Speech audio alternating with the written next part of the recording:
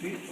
A que en una proteína, hay una proteína globular, ocurre que lo esencial que hay dentro de todos estos elementos en común, todos los elementos participantes, de que tienen aminoácidos, ¿no es cierto?, que se lleva R1, y acá se produce un enlace que se une peptídico, y qué sé yo, y aquí aparece, qué sé yo, otro enlace, etcétera, etcétera.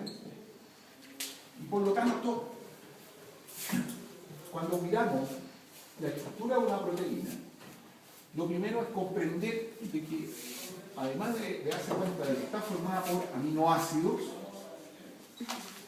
esos aminoácidos se unen entre sí a través de lo que se denomina como enlaces ¿de qué tipo? O son amídicos, ¿no es cierto? El amídico es el paraguas global y el enlace peptídico corresponde a la especificidad por el hecho de estar uniendo aminoácidos entre sí. Como consecuencia de ello, entonces, aquí aparece el nitrógeno y el reactivo de Biuret contiene cobre en suspensión, por supuesto, por ciertas características propias, que son distintos reactivos, y este cobre que queda en coordinación aquí se puede establecer interacciones con los nitrógenos de hasta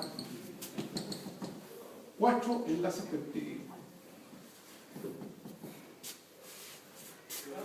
Por lo tanto, si tenemos una proteína, lo que tenemos sustancialmente ahí son enlaces peptídicos, estructura primaria de una proteína.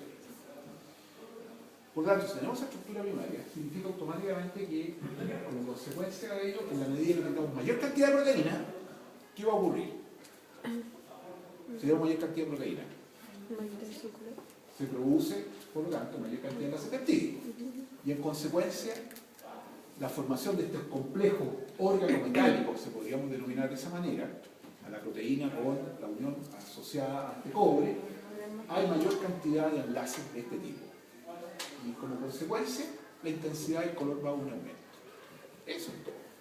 Por lo tanto, lo que ustedes han visto en términos de intensidad de color, este color azul-violeta que aparece acá, y como lo vamos a ver en el próximo laboratorio, significa que esta intensidad de color va a variar dependiendo de la cantidad de proteína que haya. Si hay menos proteína, va a tender a ser más azulita. Si hay más proteína, va a ser más intenso y por lo tanto este color va a ser bastante más oscuro. Y lo que uno establece es una curva estándar en la cual uno tiene unas concentraciones conocidas y dentro de esas concentraciones conocidas lo que uno va viendo es cómo este color dentro de esa concentración va a variar. Y eso me dice a mí cuánto hay. Porque yo conozco la concentración y por lo tanto puedo establecer la concentración de algo desconocido. Así que esa es la clave. Ahora, evidentemente que esta es la reacción del Biuret. ¿Por qué se denomina del Biuret? ¿Ah? No.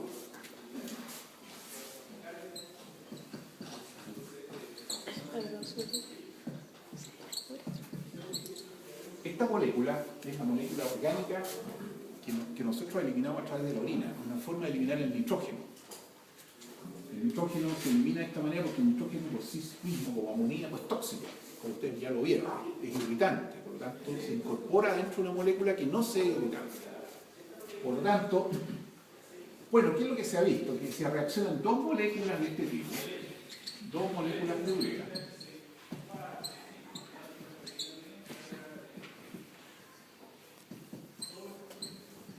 Se forma esta.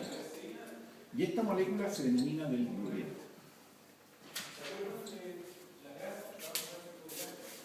Por lo tanto, esta reacción, este reactivo que ustedes ven de color azul, lo que contiene es una solución de cobre de distintas formas. Que está con tartrato, etcétera, o sea, está en ciertas condiciones de solubilización y se denomina del Biuret porque es capaz de reconocer a esta molécula, a la molécula del Biuret, que son dos moléculas de urea que han reaccionado entre sí. Por lo tanto, ustedes se dan cuenta que aquí aparecen enlaces peptídicos, de aquí, qué sé yo, acá también, acá también. Por lo tanto, son enlaces peptídicos los que aparecen aquí. O mejor dicho, más que enlaces peptídicos, son enlaces amídicos. Son amidas las que aparecen acá. Por lo tanto, cuando ustedes agregan esa suspensión de color azul, que nosotros denominamos reactivo del Biuret, es porque reconoce a esta molécula, no porque el Biuret esté metido adentro del trago, que es distinto. Reconoce a la molécula del Biuret, de ahí es la denominación. Ahora, desde el punto de vista de las reacciones de reconocimiento de proteína hay varias. Está el Lowry, está el reactivo de Bradford. O sea, para que ustedes no se queden con la idea de que aquí solamente es una forma de reconocer proteínas. Hay varias formas de reconocer proteínas, varios reactivos que se utilizan prácticamente a nivel de la investigación, por cuanto pasa una corrida electroforética, se cargan los carriles en base a una concentración de proteínas. Si las proteínas son distintas, el resultado va a ser distinto y por lo tanto yo no estoy haciendo una buena ilustración respecto a las diferencias que puedan aparecer producto de que la cantidad de proteínas es diferente. Entonces la concentración de proteínas es clave.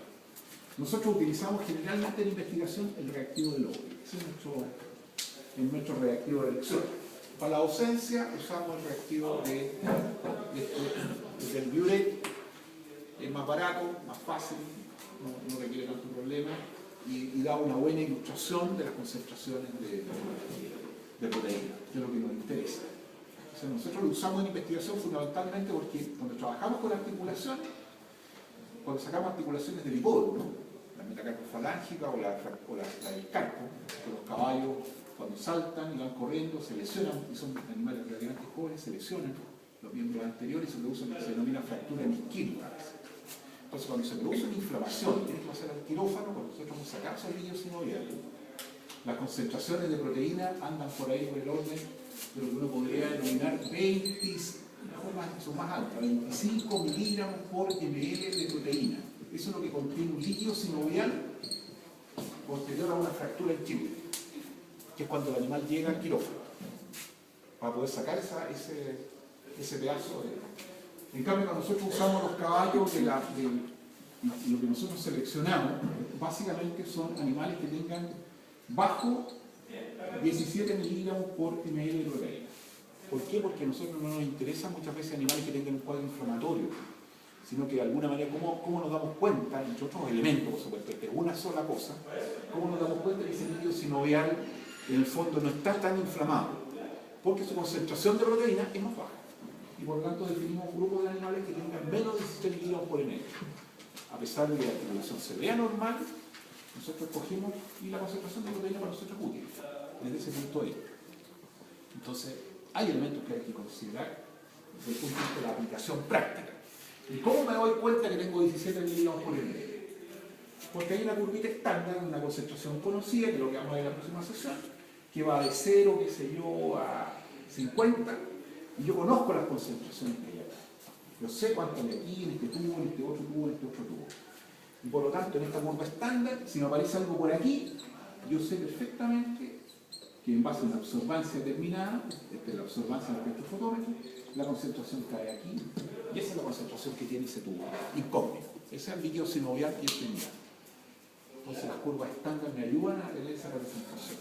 Entonces es muy útil la concentración de proteína. Bien, vamos con el siguiente. ¿A qué le tocaba la